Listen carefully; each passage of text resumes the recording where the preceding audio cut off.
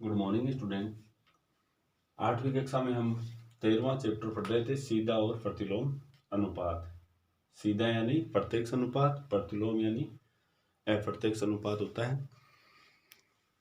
इसमें हमारे 6 तक सवाल हो गए थे। 7वां सवाल देखिए। इसमें दिया गया है, मान लीजिए 2 kg चीनी में, यहाँ चीनी की मात्रा दी गई है, इसमें क्रिस्टल की मात्रा है 9 गुना 10 की पावर 6। निम्नलिखित चीनी में कितनी चीनी क्रिस्टल होगी? तो यहाँ पे हल लगा के पहला 7वें में 2 दिए गए हैं। पहला, चूंकि अनुपात समानुपात में है या फिर राशियां समानुपात में है, ऐसे लिख सकते हो, इसलिए A अनुपात B समानुपात C अनुपात D हो जाएगा। A हमारे पास है चीनी की मात्रा। चलो मैं यहाँ पे लिख देता हूँ, चीनी की मात्रा अनुपात क्रिस्टल की मात्रा, क्रिस्टल की मात्रा समानुपात लगा के यही दोबारा लिखना है, चीनी की मात्रा अनुपात क्रिस्टल की मात्रा। चीनी की मात्रा ऊपर दी गई है सवाल में, 2 kg चीनी है। इसमें क्रिस्टल की मात्रा है वो 9 गुना 10 की पावर 6। उसके बाद में पहले सवाल में 5 kg चीनी में, तो चीनी की मात्रा दी है आपको 5 kg। क्रिस्टल की मात्रा पूछी गई तो अक्स। अक्स यहाँ पे बाह्य पदों में दिखाई दे रहा है आपको, तो बाह्य पदों का गुणा पहले लिखोगे, बाह्य पदों का गुणा बराबर मध्य पदों का गुणा। बाह्य पद हमारे पास 2 गुना अक्स है, 9 गुना 10 की पावर 6, और ये अक्स का मान निकालेंगे तो 9 गुना 10 की पावर 6 हो जाएगा बट्टा 2 हो जाएगा।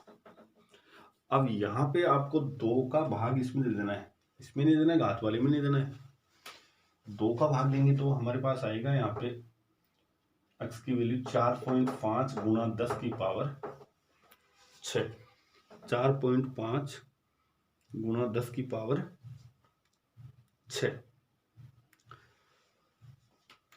ये अक्स की वैल्यू आ गई है। यहाँ पे अक्स की वैल्यू आ गई है,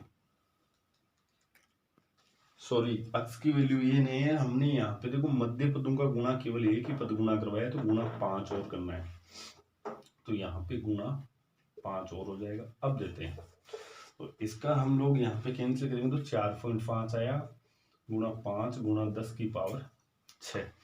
अब इसको हम गुणा कर लेते हैं, तो इसको गुणा करेंगे तो 5 5 25, 5 20 और 2 22.5, 22.5 गुणा 10 की पावर 6। ये पॉइंट हम लोग यहाँ लगा देंगे, यानी कि ये पॉइंट यहाँ लगा देंगे तो ये घात और बढ़ जाएगी, यानी कि हमारे पास उत्तर आएगा, चलो नहीं यहाँ पे लिखो 2.25 गुणा 10 की पावर ये 7 हो जाएगा, क्योंकि पॉइंट इधर खिसक गया है, तो ये एक पावर और बढ़ जाएगी हमारे पास। तो ये आ गया हमारे पास 2.25 गुणा 10 की पावर 7, अंत में लिख देना है। इसलिए 5 kg चीनी में 2.25 गुणा 10 की पावर 7 क्रिस्टल की मात्रा होगी, क्रिस्टल होगा, ये लिख दो। इसी तरह से इसका सेकंड है, सेकंड आप लोग स्वयं निकालना। उसमें 1.2 kg है, 1.2 kg में क्रिस्टल की मात्रा कैसी होगी, तो यहाँ पे यही लिखा जाएगा, केवल यहाँ 5 kg की जगह 1.2 kg कर देना आपको। सेम इसी तरह से होगा। नेक्स्ट अगला सवाल देखिए, अगला सवाल देखिए हमारे पास 8वां सवाल क्या बोल रहा है।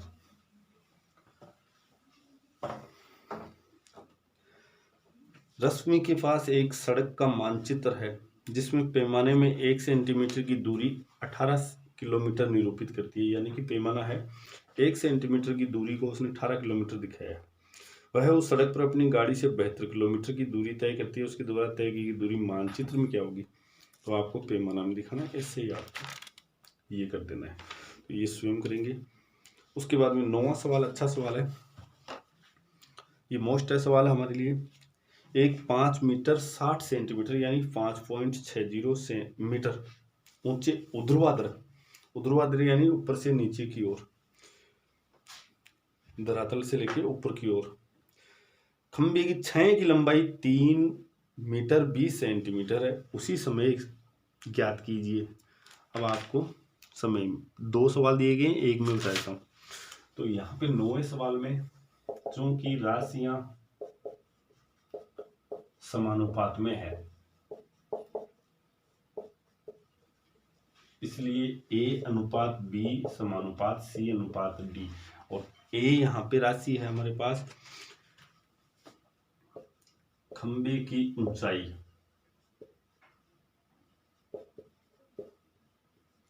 अनुपात छाया की लंबाई समानुपात पुनः खंबे की ऊंचाई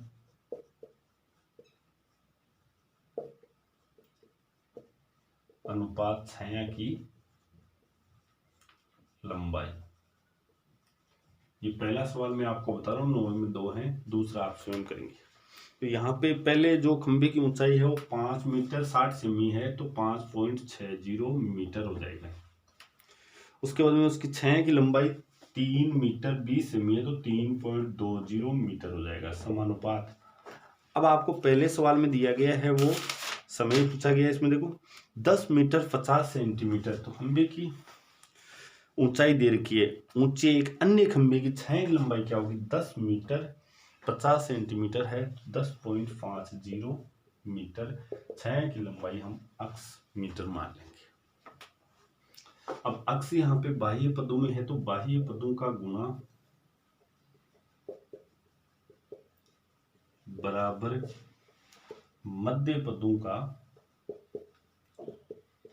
गुणा।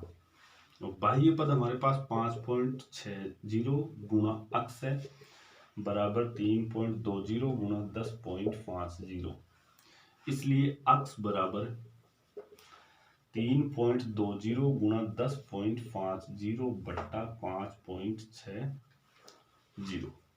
इसके बाद में देखो पॉइंट से पॉइंट यहाँ कैंसिल हो जाएगा, क्योंकि पॉइंट के 2 अंक इधर है, पॉइंट के 2 अंक इधर है। उसके बाद में यहाँ से 0 से 0 कैंसिल करवा सकते हैं, और ये 2 से कट जाएगा हमारे पास। 2 से काटेंगे तो ये 28 आ जाएगा, और ये 2 से नहीं कटेगा, ये 7 से कट रहा है। 7 एकम 7, 7 पंचे 35, 7 8 56। उसके बाद 8 से ये कैंसिल करवाएंगे तो 0.40 आया, और 15 को 0.40 से गुणा करवाएंगे तो अक्स बराबर 0.40 गुणा ये 15 हो जाएगा। 0 15 चौक 60, यानी कि 6 मीटर आएगा। अक्स की वैल्यू 6 ही है, और अक्स हमने छाया की लंबाई मानी है, तो इसलिए अंत में वो लाइन लिख देना। इसलिए 10.50 मीटर ऊंचाई वाले खंबे की छाया की लंबाई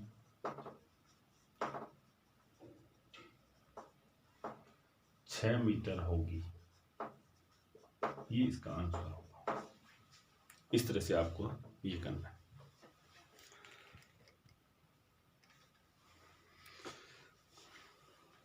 इस तरह से 9 तक हो गया। 10वां सवाल भी ऐसा ही है। 10वां सवाल आप लोग स्वयं करेंगे। इस तरह से हमारी ये प्रश्नावली यहाँ पे, जैसे 10वां सवाल एक बार देख लीजिए। माल से लदा हुआ एक ट्रक 25 मिनट में 14 किलोमीटर चलता है। 25 किलोमीटर में 25 मिनट में, तो समय दिया गया है यहाँ पे, और वो 14 किलोमीटर की दूरी तय कर लेता है। यदि चाल वही रहे तो वह 5 घंटे में कितनी दूरी तय करेगा, ऐसा का ऐसा आपको करना है। इस तरह से ये 13.1 प्रश्नावली अपनी कंप्लीट हो जाती है।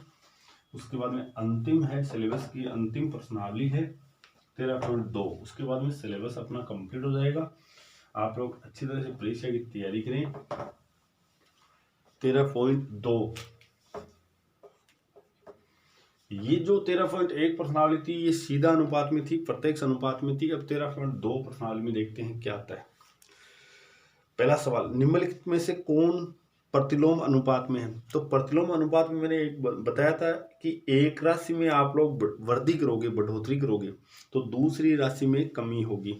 जैसे किसी कार्य पर, पहला सवाल सुनिए, किसी कार्य पर लगे व्यक्तियों की संख्या और उस कार्य को पूरा करने में लगा समय। किसी कार्य में लगे व्यक्तियों की संख्या, अब यहाँ पे थोड़ा सा ध्यान ना, कोई कार्य है, मान लो ये कार्य है, उसमें 5 व्यक्ति लगे हुए हैं और उसको 2 दिन में करते हैं। ध्यान से देखना, आपको ऐसे पता लगाना कि 5 व्यक्ति किसी कार्य को 2 दिन में कर देते हैं। यहाँ पे मैं व्यक्तियों की संख्या प्लस कर रहा हूँ, बढ़ा रहा हूँ। मान लो 7 व्यक्ति है, बढ़ा दिया मैंने 2, यहाँ पे 2 बढ़ा दिया है, तो वो उस कार्य को तो कम समय में करेंगे, क्योंकि काम यहाँ पे ज्यादा होगा तो वो कम समय में होगा। तो यहाँ पे माइनस में हो जाएगा, वो कम समय में होगा। इधर मैंने प्लस किया, उधर कम समय में काम हो जाएगा। तो ये सीधा अनुपात में है। तो यहाँ पे प्रत्यक्ष प्रतिलोम अनुपात में है। तो पहले सवाल में आप लोग इस तरह से लिख लो, राशियां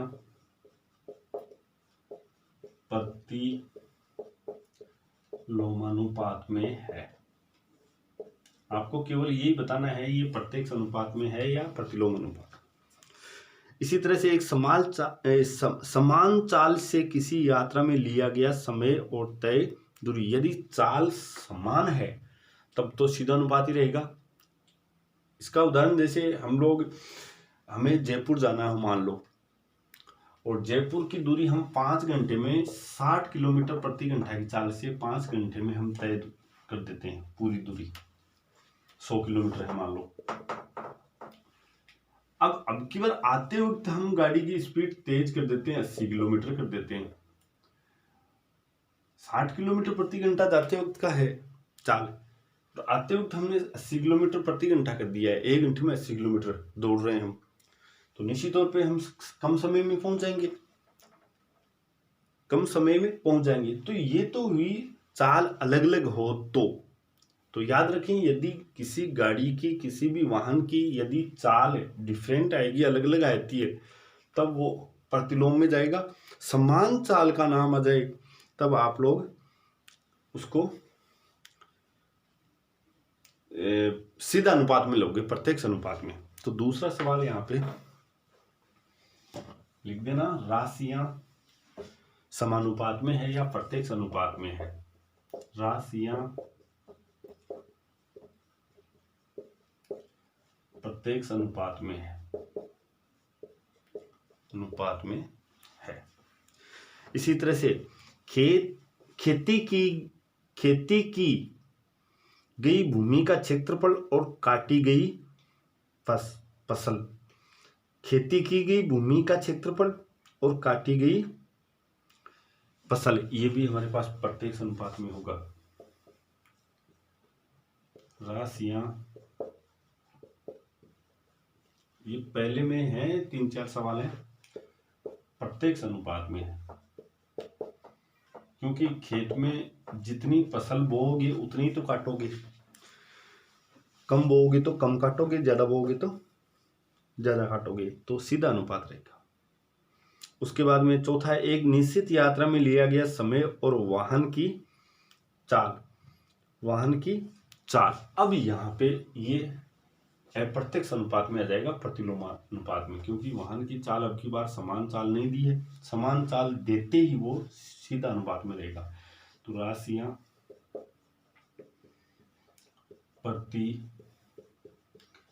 प्रतिलोमानुपात में है। उसके बाद में 5वां है अंतिम, किसी देश की जनसंख्या और प्रति व्यक्ति भूमि का क्षेत्रफल। किसी देश की जनसंख्या, यहाँ पे दिमाग लगाना थोड़ा सा, जितनी जनसंख्या बढ़ेगी उतना ही प्रति व्यक्ति जो भूमि का क्षेत्रफल है वो कम हो जाएगा। जैसे मान लो किसी व्यक्ति के 15 बीघा जमीन है और 3 व्यक्ति है। अब जैसे ही व्यक्ति बढ़ गए 5, तो एक के हिस्से में यहाँ पे तो 5 बीघा आ रही है और यहाँ पे 3 बीघा आएगी, क्योंकि जमीन वही है, भूमि वही है, लेकिन यहाँ पे जनसंख्या बढ़ रही है तो भूमि कम मिलेगी। तो किसी देश की जनसंख्या और प्रति व्यक्ति भूमि का क्षेत्रफल में आपको प्रतिलोमानुपात लिखना है। राशियां प्रतिलोमानुपात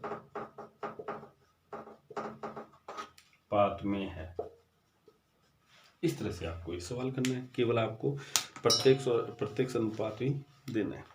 नेक्स्ट दूसरा सवाल देखते हैं। एक टेलीविजन गेम शो में 1 लाख रुपए की पुरस्कार राशि विजेताओं में समान रूप से वितरित की जानी है। निम्नलिखित सारणी को पूरा कीजिए तथा ज्ञात कीजिए क्या एक व्यक्तिगत विजेता को दी जाने वाली पुरस्कार की राशि विजेताओं की संख्या के अनुक्रमानुपाती है या व्युत्क्रमानुपाती। अनुक्रमानुपाती कहते हैं हम समानुपात को कहते हैं, जबकि व्युत्क्रमानुपाती हमारे पास इसका उल्टा हो जाएगा, प्रतिलोमानुपात में आता है। इसमें राशि दे रखी है, जैसे विजेताओं की संख्या एक के लिए प्रत्येक विजेता को पुरस्कार राशि में 1 लाख रुपए है, फिर 2 को 50,000 रुपए है, इस तरह से है। सवाल दोबारा से देखिए ध्यान से। जैसे हमारे पास 1 लाख रुपए पुरस्कार में देना है और सभी को समान राशि देना है। सभी को समान राशि का मतलब जैसे एक जना है तो उसको अकेले को 1 लाख रुपए मिल जाएगा, 2 जने होंगे तो उन्हें 50,000 रुपए की राशि मिल जाएगा, 4 जने होंगे तो उनको 25,000 रुपए। तो जिस तरह से विजेताओं की संख्या बढ़ रही है उधर से पुरस्कार राशि कम हो रही है। इसका मतलब है ये व्युत्क्रमानुपाती है, यानी कि प्रतिलोम अनुपात में है। तो यहाँ पे हम सवाल नंबर दूसरा है हमारे पास, चूंकि राशियां प्रतिलोमानुपात है में है, इसलिए सूत्र A गुणा B बराबर C गुणा D कर देंगे। अब यहाँ पे हमें सारणी दी है, ये ध्यान रखना, एक है तो 1 लाख रुपए, 2 जने हैं तो 50,000 रुपए, ये पर्सन में दिया गया है। 4 लिख दिया है, 4, 5, 8, 10 और 20, ये हमें खाली स्थान भरने हैं। यहाँ हर एक स्थान दिया हुआ है, ये सारणी कंप्लीट करनी है आपको। तो पहला यहाँ पे है, पहला या फिर सारणी सीधे ले लो आप। ये 1 जना था, यहाँ पे चौथा है हमारे पास, 4 जनों के लिए है। तो आप लोग यहाँ पे विशेष तौर से ध्यान रखना, प्रथम राशि गुणा द्वितीय राशि होगा। प्रथम राशि ये है हमारे पास, दूसरी राशि ये 1 गुणा 1 लाख, 1 गुणा 1 लाख बराबर, ये ध्यान रखना, ये 1 क्या है, 1 विजेताओं की संख्या है, विजेताओं की संख्या, ये पुरस्कार राशि है, पुरस्कार राशि है। तो विजेताओं की संख्या 1 है, पुरस्कार राशि 1 लाख रुपए मिली। तो यहाँ पे C विजेताओं की संख्या हमारे पास ये 4 दी हुई है, 4 गुणा D का मान पुरस्कार राशि कितनी होगी ये हमें निकालना है। इसलिए D बराबर, D की जगह आप लोग अक्स लिख सकते हो, भाई अक्स मान लिया हमने तो अक्स की वैल्यू निकालेंगे। तो अक्स बराबर ये 4 इसमें आ जाएगा, 1 लाख था, 1 लाख बट्टा ये 4 भाग में आ गया, इसमें भाग देंगे तो 25,000। तो यहाँ पे 25,000 रुपए लिख देना है आपको सारणी में।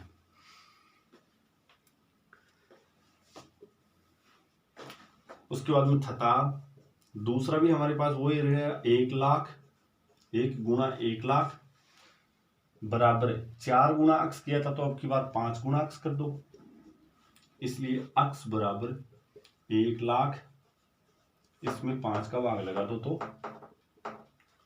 20,000 आ जाएगा। इस तरह से देखो राशि कम होती जा रही है, जैसे जैसे विजेताओं की संख्या बढ़ रही है उधर से पुरस्कार राशि में कमी आ रही है, तब इसको प्रतिलोम अनुपात कहते हैं।